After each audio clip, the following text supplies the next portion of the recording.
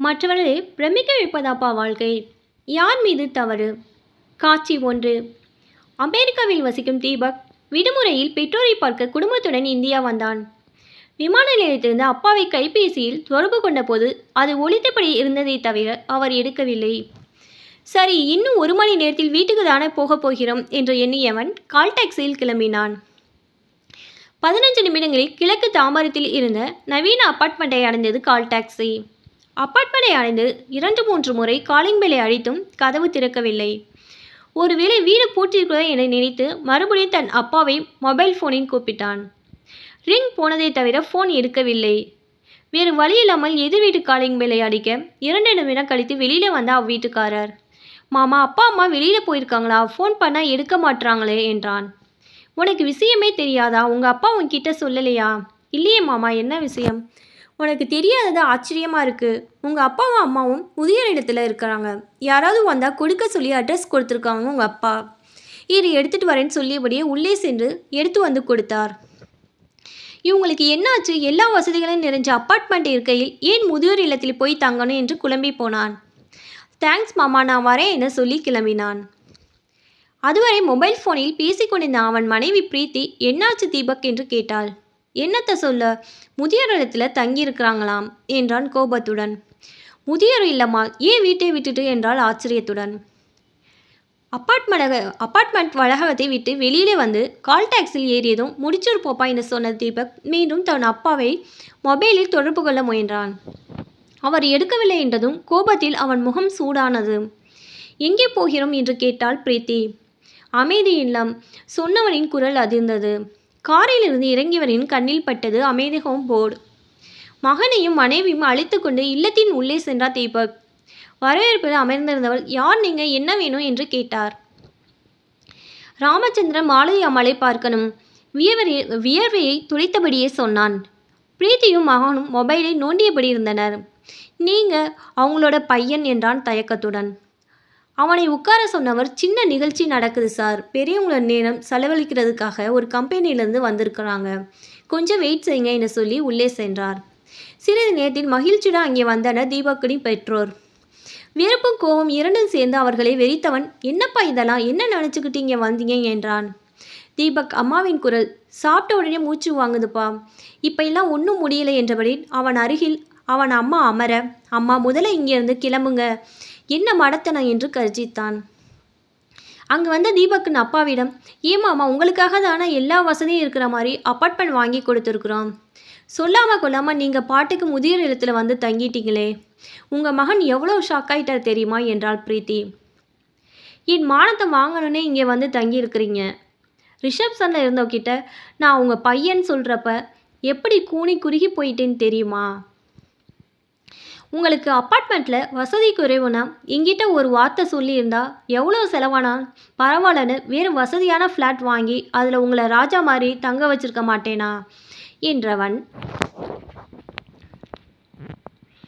அம்மாவை பார்த்து, அப்பா தான் மடத்தனமாக ஏதோ சொன்னார்னா உனக்கு மூளை வேணாமா?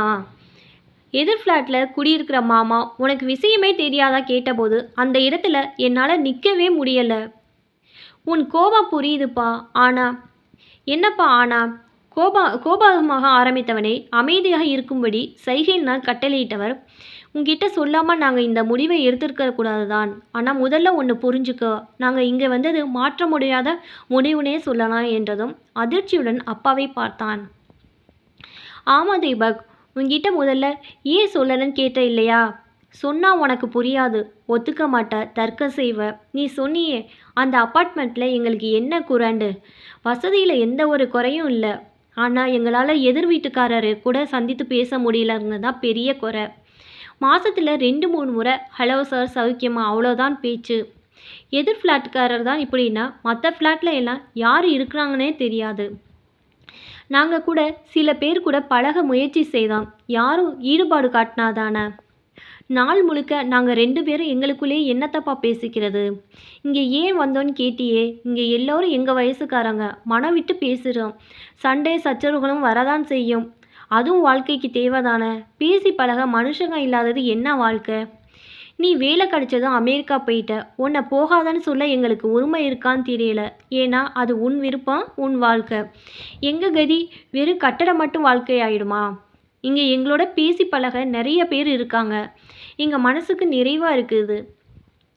நீ மற்றபடி ஊர்லேருந்து வந்து செட்டில் ஆகுறேன்னு சொல்லு. நம்ம எல்லாரும் ஒன்றா இருக்கிறதா இருந்தால் மறுபடியும் வீட்டுக்கு வரோம். அதுக்கு சாத்தியம் இல்லைன்னா நாங்கள் இங்கேயே இருந்துடுறோம். வெறும் சுவர்கள் மத்தியில் இருக்கிறது கொடுமை அது. எங்களால் முடியாதுப்பா என்றவரின் கண்கள் கலங்கியிருந்தது. தீபக், இந்த முடிவை எடுத்ததில் எனக்கு தான் பெரிய பங்கு இருக்குது என்ற அம்மா, இங்கே எல்லோரும் கிட்டத்தட்ட எங்கள் வயசுக்காரங்கிறதுனால சிரித்து பேசி கலகலன்னு பொழுது போகுது. செங்கல், சிமெண்ட், கதவு, ஜன்னல், மாடலர் கிச்சன், ஏசி இதெல்லாம் மட்டும் வீடு இல்லைப்பா. வீடுனா அதில் மனுஷங்க இருக்கணும். இனிமே இதுதான் எங்கள் வீடு. காட்சி 2. கண்ணீரோடு நிமிர்ந்த மகன் தீபக் பேச ஆரம்பித்தான். ஏப்பா, நீங்கள் திருமணத்துக்கு முன்பு நல்ல உத்தியோகத்தில் கை நிறைய சம்பளம் வாங்கிய அரசு வேலையில் தானே இருந்தீங்க. தாத்தா சொத்தான விவசாய நிலங்கள் வேற நிறைய இருந்திருக்கு. இவ்வளவு பணத்தையும் வைத்துக்கொண்டு பின் ஏப்பா ஒரே புள்ளை போதும் நிறுத்துனீங்க? என்னோட இன்னும் ஒரு குழந்தைகளை பெற்று வளர்த்து படிக்க வைத்து வசதி இருந்து தாங்கள் ஏன் செய்யவில்லை? உங்கள் வசதியை வைத்துக்கொண்டு என்னால் இனி அண்ணன், தம்பி, அக்கா, தங்கையில் பெற முடியுமா? யாரும் இல்லாதவனை என்னை நீங்கள் ஆக்கிவிட்டீங்களே அப்பா. தாத்தாக்கு வசதி குறைவாக இருந்தும் 5-6 குழந்தைகளை பெற்று உங்களை எல்லாம் நல்லா வளர்க்கவில்லையா? படிக்க வைக்கவில்லையா? நீங்கள் எல்லாம் அண்ணன், தம்பி, அக்கா, தங்கை எப்படி சந்தோஷமாக இத்தனை வருஷம் இருந்தீங்க?